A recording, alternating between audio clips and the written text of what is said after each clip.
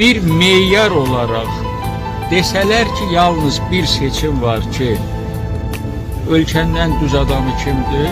O Tofiq Ağaoğludur.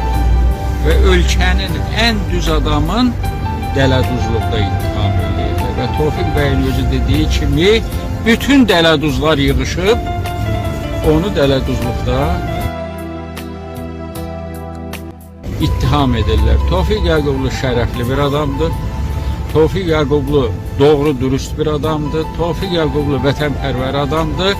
Tofiq Ağaoğlu həbsdə yatmamalıdır. Ona bu şər böhtanı, bu ssenarini yazan, bu göstərişi verənlər həbsdə yatmalıdır. Eşq olsun Tofiq Ağaoğlu. Ölkədə vicdanlı, əqidəli, təmiz, mübarək